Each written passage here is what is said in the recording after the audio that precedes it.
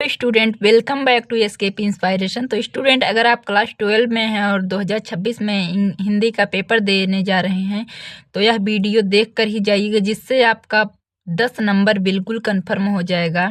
तो स्टूडेंट, आज की इस वीडियो में हम गद्य के 3 महत्वपूर्ण जीवन परिचय और पद्य के भी 2 महत्वपूर्ण जीवन परिचय जो प्रत्येक वर्ष बोर्ड एग्जाम में पूछा जाता है वो आपको बताने के लिए लाए हैं। तो स्टूडेंट, यह वीडियो आप शुरू से लास्ट तक देखिएगा, जिससे आपका 10 नंबर बिल्कुल कंफर्म हो जाएगा।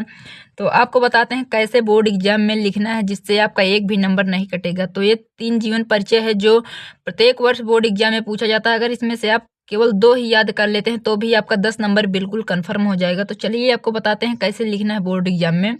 तो सबसे पहले हेडिंग डालेंगे वासुदेव शरण अग्रवाल, तो लिखेंगे जीवन परिचय।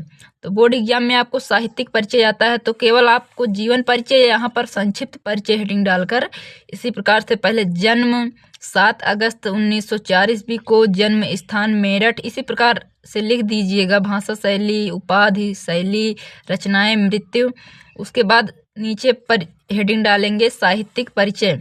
तो साहित्यिक परिचय में आप ज़्यादा नहीं, केवल थोड़ा लिख दीजिएगा। डॉक्टर वासुदेव शरण अग्रवाल ने कविता लेखन से अपना साहित्य प्रारंभ किया। यह लखनऊ एवं मथुरा के पुरातत्व संग्रहालय में निरीक्षक, केंद्रीय पुरातत्व के संचालक और राष्ट्रीय संग्रहालय दिल्ली के अध्यक्ष रहे। ये भाषा और साहित्य के प्रकांड विद्वान थे। इनकी भाषा शुद्ध और खड़ी बोली है। आप इतना साहित्यिक परिचय में लिख दीजिएगा। उसके बाद कृतियों पर भी 2 नंबर मिलता है। तो उसके बाद आप हेडिंग डालेंगे कृतियां में इनकी केवल 4 से 6 रचना लिख दीजिए, जैसे निबंध संग्रह लिखकर कल्पलता, पृथ्वी पुत्र, कल्प वृक्ष, मातृभूमि, वाग्धारा आदि। उसके बाद शोध ग्रंथ पाणिनिकालीन भारत है। उसके बाद संपादन में पद्मावत। इसी प्रकार से इनका आप जीवन परिचय, साहित्यिक परिचय याद कर लीजिएगा। उसके अगला जीवन परिचय है कन्हैयालाल मिश्र प्रभाकर जी का, जो बहुत ही महत्वपूर्ण है, प्रत्येक वर्ष बोर्ड एग्जाम में पूछे। तो चलिए उनका जीवन परिचय आपको बताते हैं। कन्हैयालाल मिश्र प्रभाकर, इनका केवल आप इतना संक्षिप्त परिचय हेडिंग डालकर केवल आप 4 से 6 लाइन लिख दीजिएगा।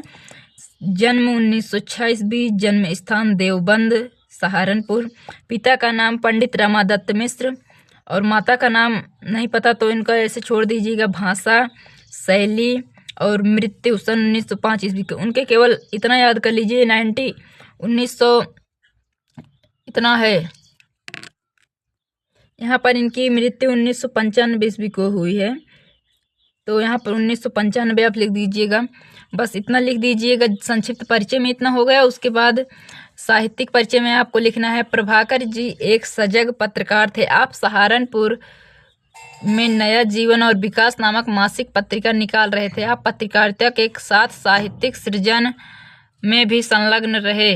इनके लेख राष्ट्रीय जीवन के मार्मिक संस्मरणों की सजीव झांकियां हैं, जिनमें भारतीय स्वाधीनता के इतिहास की महत्वपूर्ण पृष्ठ भी है।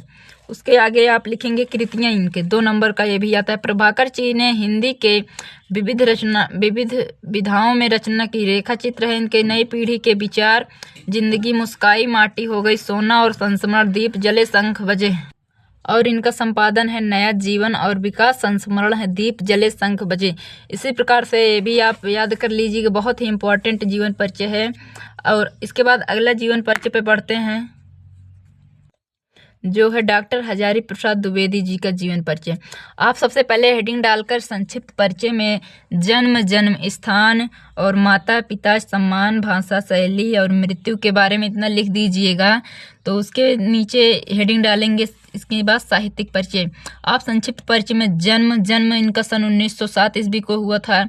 आप इसे जरूर याद कर लीजिएगा। आचार्य हजारी प्रसाद द्विवेदी का जन्म 1907 ईस्वी के और इनकी मृत्यु 1979 ईस्वी में हुई थी। आप चाहे 23 मई सन 1979 मत याद कीजिए, केवल 1979 ही याद कर लीजिए, जिससे आपको आसानी होगी। इतना लिखने के बाद आपको साहित्यिक परिचय हेडिंग डालकर लिखेंगे आचार्य हजारी प्रसाद द्विवेदी का साहित्य के क्षेत्र में बहुत बड़ा योगदान है। आचार्य हजारी प्रसाद द्विवेदी के साहित्य के प्रख्यात निबंधकार, आलोचक, संपादक और पत्रकार के अतिरिक्त एक कुशल वक्ता और एक सफल अध्यापक भी थे। ये बंगला और संस्कृत के प्रख्यात विद्वान भी थे। इनके विषय विवेचन में गंभीरता और शालीनता स्पष्ट रूप से होती है। उसके बाद हेडिंग डालेंगे कृतियाँ। कृतियाँ में लिखेंगे निबंध अशोक के फूल, कुटज, कल्पलता। उसके बाद उपन्यास में बाणभट्ट की आत्मकथा पुनर्नवा। इतिहास में लिखेंगे हिंदी साहित्य का इतिहास। केवल आपको इतना लिख देना है। उसके बाद चलते हैं अब कवि की जीवन परिचय की तरफ। तो पहला है जयशंकर प्रसाद जी का जीवन परिचय। तो जयशंकर प्रसाद जी का साहित्यिक परिचय में आप क्या लिखेंगे, जैसे तो यहाँ पर लिखेंगे संक्षिप्त परिचय हेडिंग डालकर। जन्म जयशंकर प्रसाद जी का जन्म सन 1889 ईस्वी में और जन्म स्थान उत्तर प्रदेश के काशी जिला में। पिता का नाम श्री देवी प्रसाद।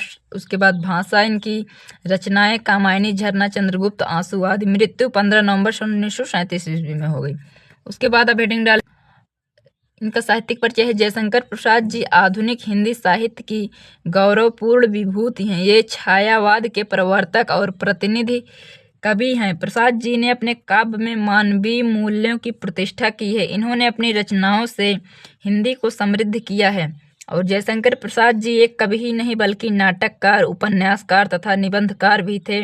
हिंदी साहित्य का कोई भी अंग इनसे अछूता नहीं रहा है। उसके बाद यहाँ कृतियाँ डालेंगे हेडिंग डालकर। प्रसाद जी की रचनाएं निम्नलिखित हैं। पहला है काव्य आंसू, लहर, झरना, कामायनी आदि। उसके बाद नाटक में एक घूंट, आजाद शत्रु, स्कंदगुप्त आदि। उसके बाद उपन्यास में कंकाल, तितली, इरावती। केवल आपको इतना लिख देना है। जयशंकर प्रसाद जी का भी जीवन परिचय आप तैयार कर लीजिए। इससे आसान आपको कहीं पर भी नहीं मिलेगा, इसलिए इसे अगर यह वीडियो अच्छी लगी हो तो एक लाइक कर देना और चैनल पर नए हो तो सब्सक्राइब कर लेना। चलिए बढ़ते हैं अगले जीवन परिचय को और मैथिली शरण गुप्त के जीवन परिचय। तो मैथिली शरण गुप्त जी का संक्षिप्त परिचय में आप इसी प्रकार से लिख देंगे। जन्म 3 अगस्त सन 1886 ईस्वी में। उसके बाद जन्म स्थान में चिरगांव, झांसी। पिता सेठ रामचंद्र चरण गुप्त। भाषा शैली, उसके बाद शिक्षा कहाँ पर हुई, घर पर ही हुई। इनकी रचना यशोधरा, साकेत, भारत भारती। मृत्यु हो गई इनकी 12 दिसंबर 1964 ईस्वी को। मृत्यु जन्म 1886 और मृत्यु 1964 ईस्वी को।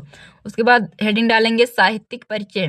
तो साहित्यिक परिचय में स्टूडेंट आपको मैथिली शरण गुप्त जी ने बाल्यावस्था से ही काव्यात्मक प्रवृत्ति विद्यमान थी। यह एक युग पुरुष के रूप में हिंदी में अवतरित हुए। इन्होंने हिंदी को अपनी प्रतिभा से स्पर्श से जो संजीवनी शक्ति प्रदान की है, उसी के फलस्वरूप ये लोगों के प्रिय कवि बन गए हैं।